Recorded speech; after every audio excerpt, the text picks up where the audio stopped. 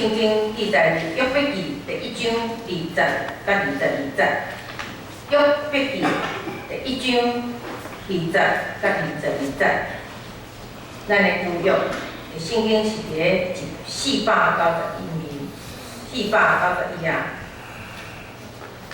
现在我来读，咱的旧部后壁嘛有圣经有记载。约伯就起来，拆外衫、剃头，拍一地来拜，讲：我褪替出老母的胎，嘛要褪替倒去遐，耶和华想事，耶和华提起，就学了耶和华的名。伫这一切事，约伯并无犯罪，也无上帝做有效。今仔日是禾堂礼拜，所以圣经我用华语也来念一次。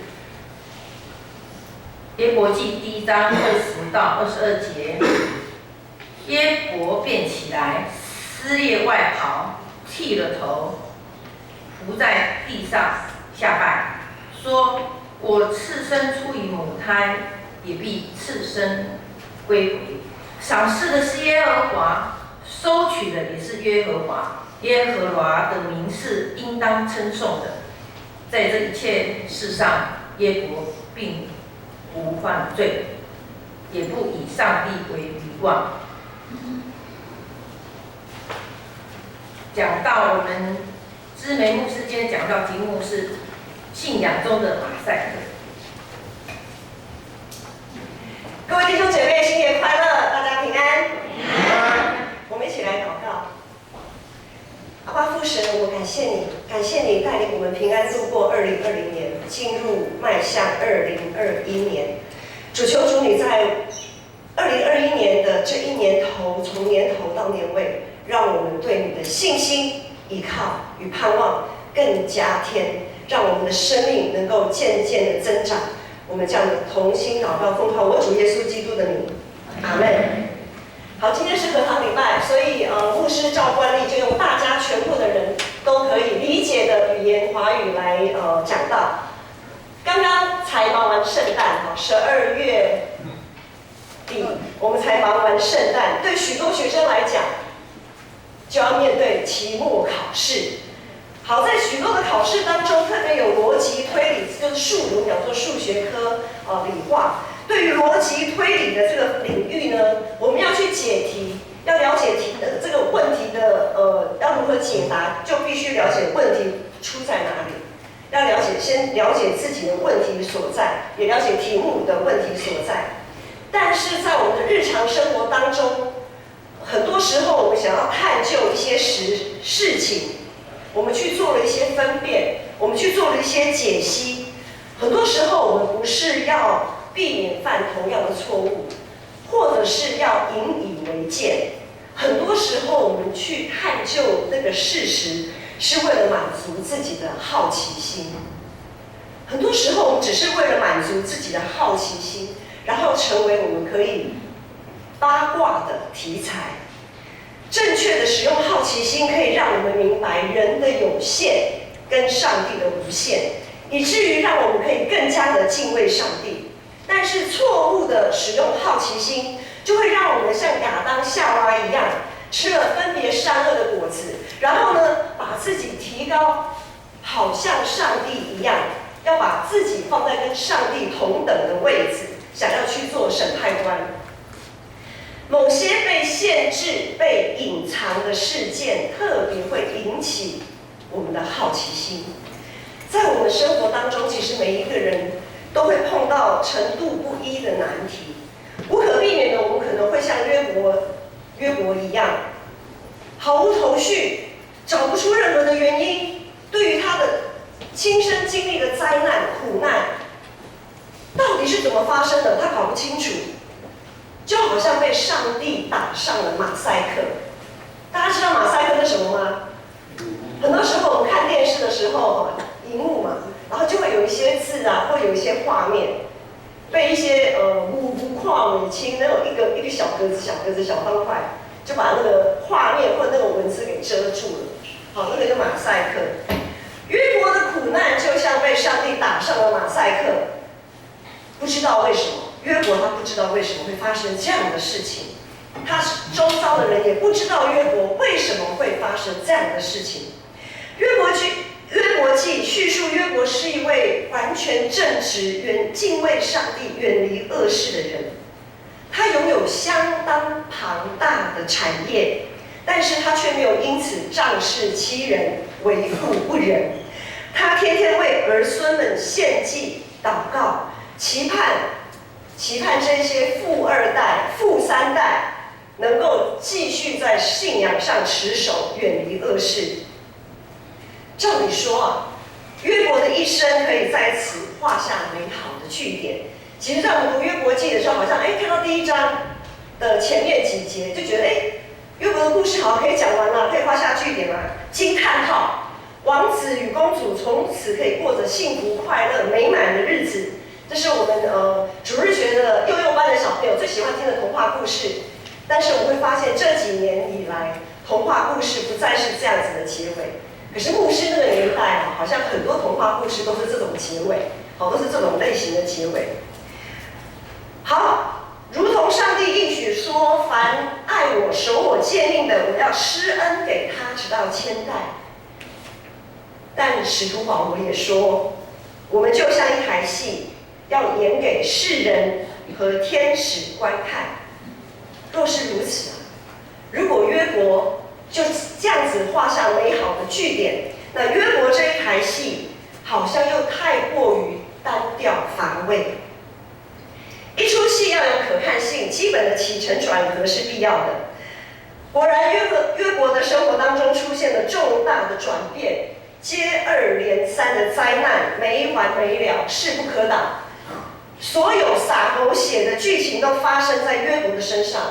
他在一夕之间失去了所有，他失去了他的产业，失去了他的儿女，所剩下的只是一位会扯他后腿的妻子。要把约伯记拍成一部灾难片，确实是一个相当好的题材。探究灾难的起因，不但会让我们对于未来而后的救灾工作可以更加的顺利，还可以让下一次的救灾策略更加的完备。就像我们过去这2020年新冠肺炎的防疫工作能够守住，许多人都说那是10几年前 SARS 的防疫经验，还有在 SARS 以后这些年来公共防疫上所累积的宝贵的经验。但是即使防灾应变能力可以不断的被提升，灾难总是无可避免，防不胜防，毫不留情的发生。其中最叫人感到无力的就是完全找不到原因啊，无计可施，处在一种被挨打的状态，就像约伯的遭遇。在约伯身上发生的事情，完全超过人的理性、感性所能理解。事件就是这么发生。我们要留意的是，在约伯这场灾难里面，只有我们这一群蒙上帝启示的人，只有我们这一群透过圣经、透过上帝的启示，我们才知道约伯到底为什么他要经历这样子的灾难。他本人其实是完全不知情的，他默默承受这一切，他选择顺服，因为他能做的他都做了。无论是献祭，无论是祷告，他在平常他能做的都做了。上帝在约伯的苦难当中打上了马赛克。那么，我们这群被启示的人呢？我们这群被启示的人，在马赛克被挪除卸下之后，就能比较好过吗？我们就能比较释怀吗？我们就能比较甘愿的接受这样子的现实吗？弟兄姐妹，我不晓得大家有没有想过，如果你们是约伯，然后你们知道原来如此，那我们会更甘愿受苦吗？哇，原来上帝这么看得起我，早知如此，我就不要对上帝这么敬虔啊！我何必这么尽心尽性尽意爱上帝呢？爱到后来，我居然落得如此的下场，就是因为我这么敬虔，所以上帝这么看得起我，然后我就要遭受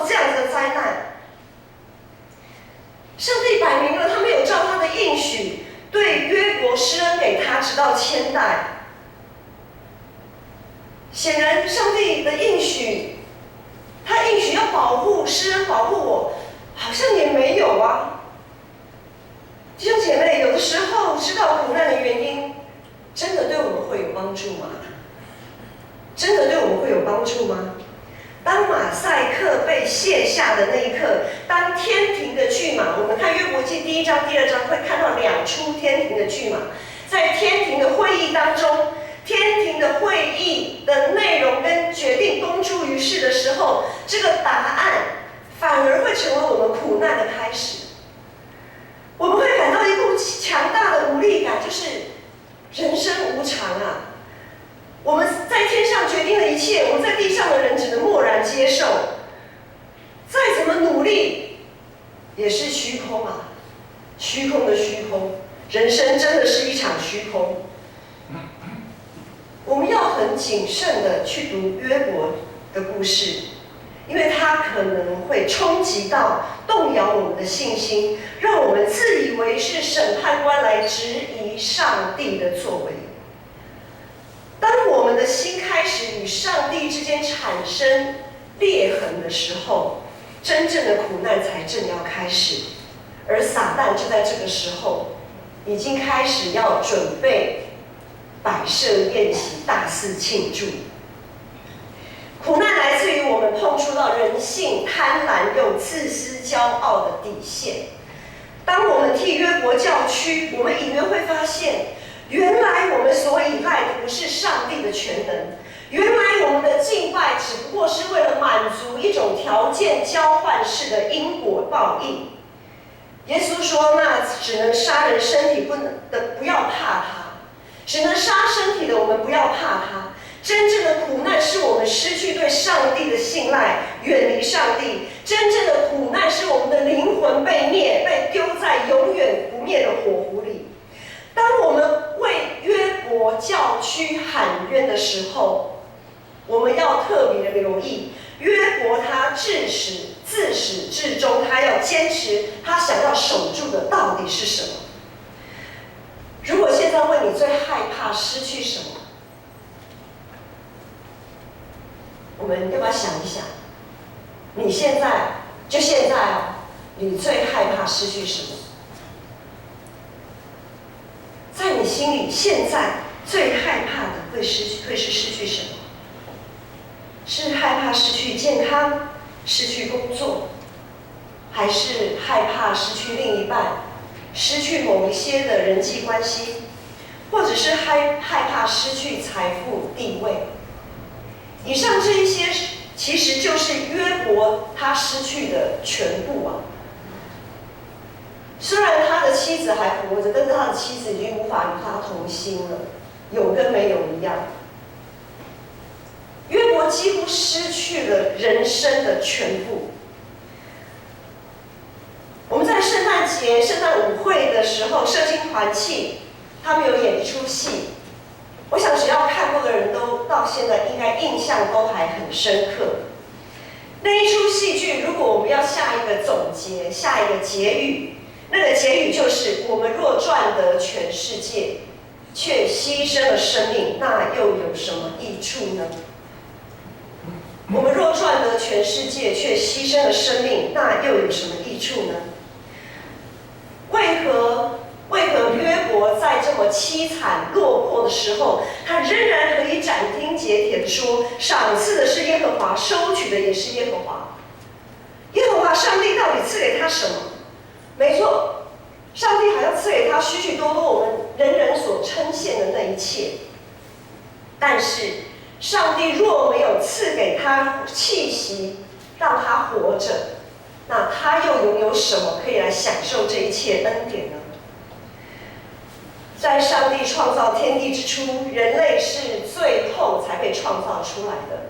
我们从创世纪的故事可以知道，第6天最后，当上帝创造万物之后，最后才创造了人类。对于这世界的存在，这世界的创造，我们人类可真是没有付上任何代价，我们真是捡现成的。上帝将他的气息，将他的灵吹进我们的生命里，使我们成为有灵的活人，成为乐意与上帝同行的人。这是我们成为一个人的本质。而撒旦他能操弄的就只有环境，他利用环境来破坏我们跟上帝的关系。因此我们最害怕的应该是境当中的变化。道成肉身降世为人的耶稣，他是个完全的人。耶稣在受难被钉十字架的时候，当然也会害怕被唾弃、被鞭打，更害怕被活生生的钉死在十字架上。你们怕不怕？牧师很怕，我光是用想的脚都软了，更不要说要亲身去经历。但是耶稣他知道他的使命是什么。当他背负着全人类的罪，面对十字架的刑罚，他为了成就天父上帝的旨意，这一切他都能忍受。他不为自己辩屈，他不为自己辩屈说啊，父啊，我是你的圣子，我是你的爱子，我是你的独生子，难道就因为我是你的独生子，我要受这样子的刑罚吗？没有，约伯也没有。但是就在耶稣他即将要断气，在上帝即将收回他的气息的时候，耶稣他大声的呼喊说：“父啊，父啊，为何离弃我？”在他最痛苦难当，在他最孤单、被众人抛弃的时候，他大声的呼喊：“父啊，父啊，为何离弃我？”由此可知，不论是约伯还是耶稣，在他们面对极大的痛苦、无助的那一刻，他们唯一害怕的是什么？他们唯一害怕的是失去上帝所赐的圣灵，他们唯一害怕的是失去上帝的同在，他们唯一害怕的是被上帝遗忘。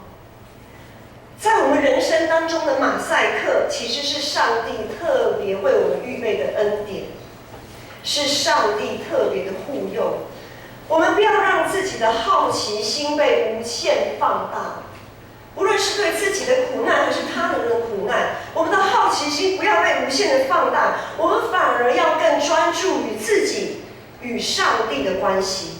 从约伯生命中的马赛克里，在约伯记的第1章、第2章，我们发现上帝在天庭的会议当中，在天庭的骏马当中，他有限制了约伯的苦难。约伯的苦难被限制了，他限制了约伯所遭受的攻击。由此可知，在我们经历的苦难里面，当我们在经历苦难的时候，上帝并没有抛弃我们转脸不看，上帝也并非是无能为力，上帝他始终都在掌权。当我们遭遇如同像约伯那样不明所以的苦难，当我们找不到任何的原因，似乎只能坐以待毙的时候，要知道那被隐藏起来的马赛克，它是一个祝福，它是一个保护。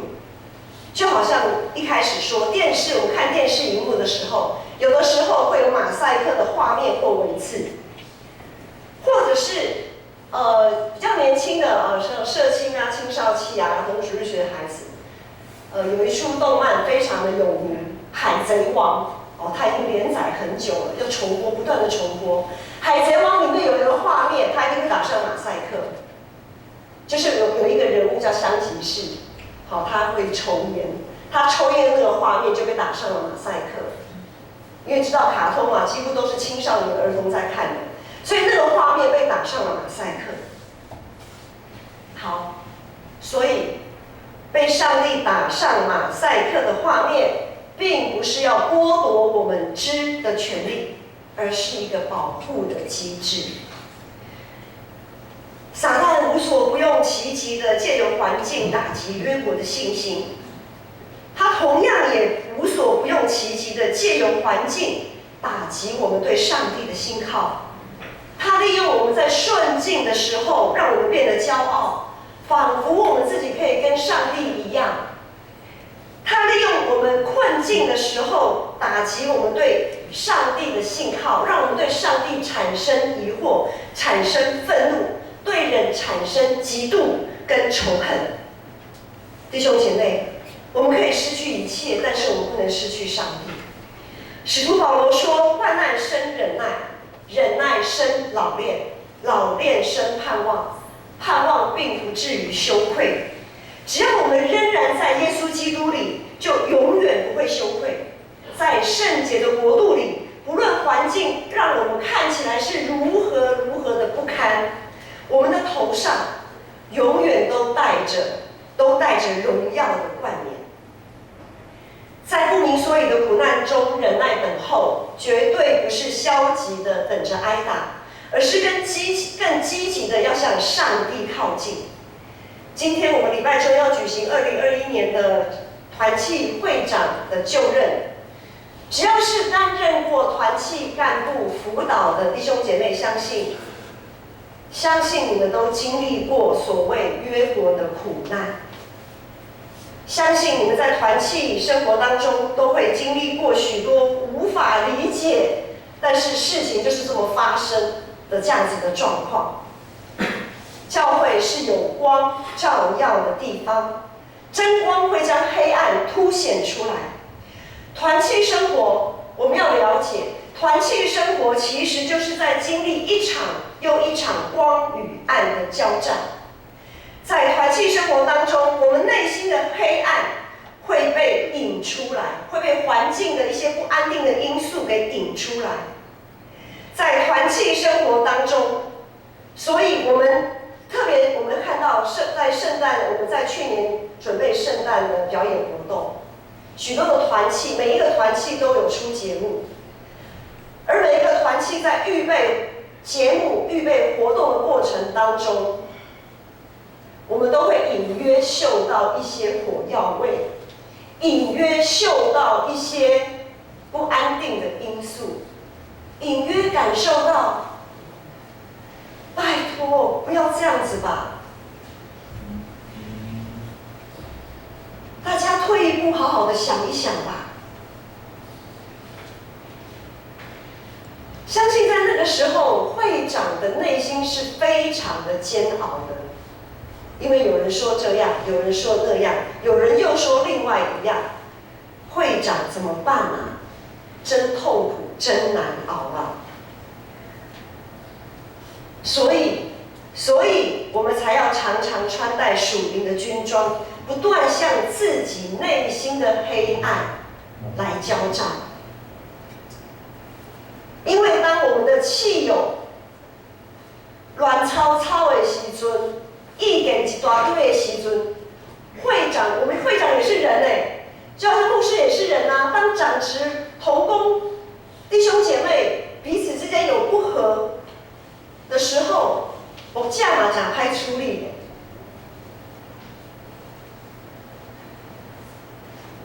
而当我们只听上帝，不听人的意见的时候，我们就一定会得罪人。我相信弟兄姐妹，你们都没有一个人想要得罪别人，因为我们都不想破坏关系。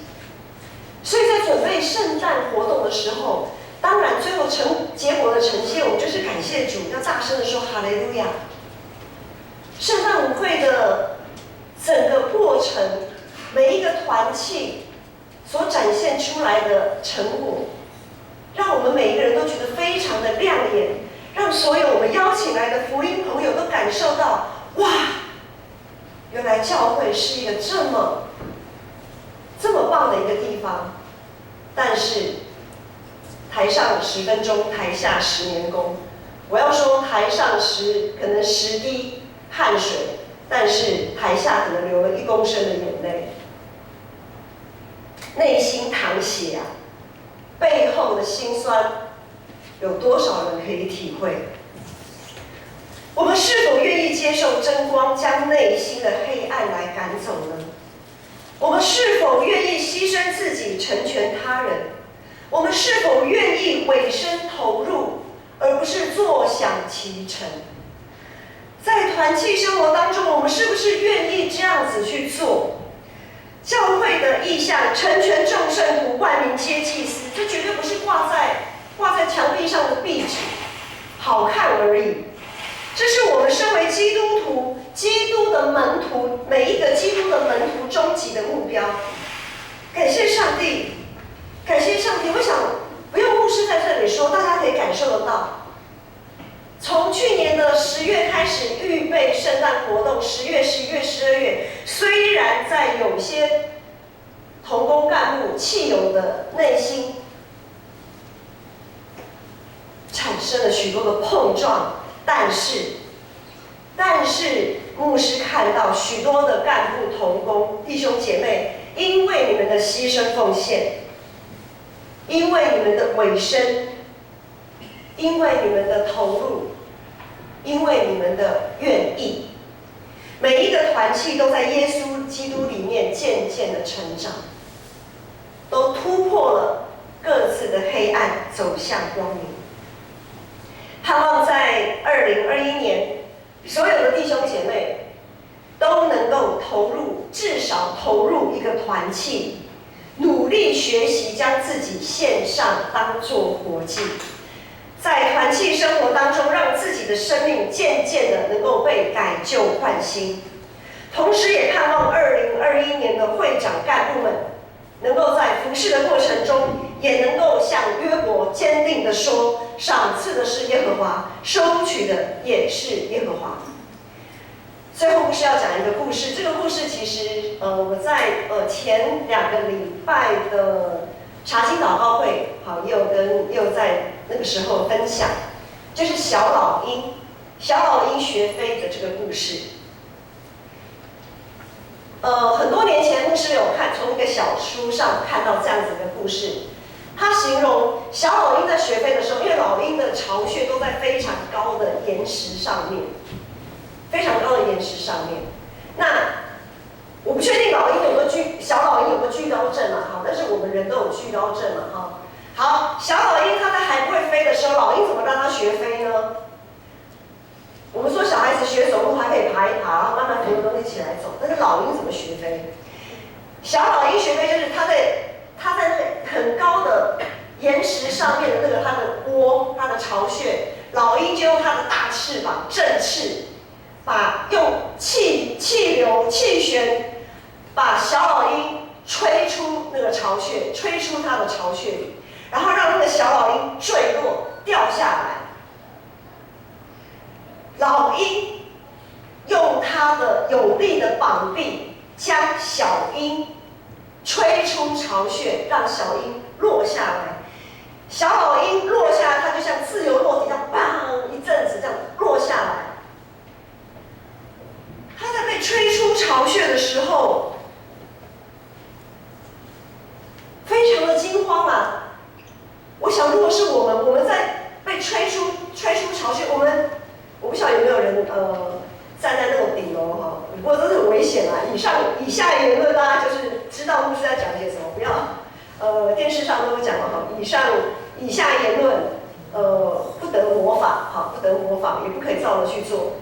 就是当我们站在一个比如说顶楼一个平台的时候，很靠近那个边缘，我不晓得有多少人或者有爬山经验的，这样子去看，那个整个脚会发软。好像自己会被吸下去，会掉下去这样子，就会很想旁边抓着一个什么东西，才会有安全感或者是我们腰部，爬山登山人腰部一定要系的 X 腰带，然后有那个安全绳索这样子。可是小老鹰没有，它就这样掉下去了。然后呢，它的老鹰爸妈就一路尾随着它。小老鹰在这个自由落体掉落的过程当中，它就要开始展示那个本能就出来了，它就要开始拍它的翅膀，试图让它飞起来。当然，没有一次就成功的。当它一直坠落到不能再坠落，会让它的性命危险的时候，它的老鹰父母就在这个时候及时的把它背在大老鹰的背上。这就是小老鹰学飞的过程，一次又一次，一次失败，再一次，不断的，大老鹰不断的把小老鹰吹出它的巢穴往下掉。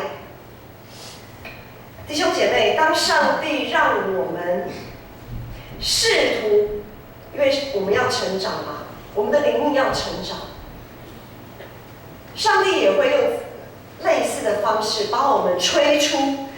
上帝用他的膀臂把我们扇离开我们的安全地带，他把我们吹出我们安全的、自以为安全的那个窝的时候，或者是当我们像自由落体这样坠落的时候，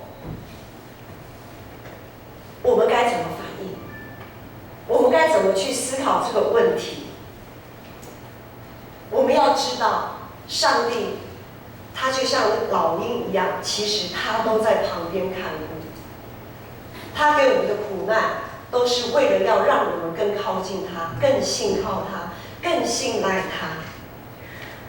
当生活中的事件几乎要把我们击垮，我们不要一直把自己捆绑禁锢在那无法理解的马赛克里。我们不要一直钻牛角尖去探讨到底是为什么？为什么？我们要相信乐意赐下智慧与恩典的上帝，他始终与我们同在，他始终用他大能的膀臂守护我们。我们一起来祷告。阿爸父神，我们感谢你，感谢你总是像老鹰般守护着我们。不论未来新冠肺炎会如何冲击我们的生活，不论在团契生活当中有多少光与暗的交战，不论我们现在是不是正被迫离开既有的路线，被迫离开一个相对安全的地带，或者是像正在坠落向下的自由落体般惊慌失措，愿救主耶稣基督保守看顾我们，在未来这新的一年，都能靠着耶稣基督复活的大能，走出一条新的道路，走出一条不被苦难束缚的道路。我们这样子祷告祈求，都是奉靠我主耶稣基督的名。阿们。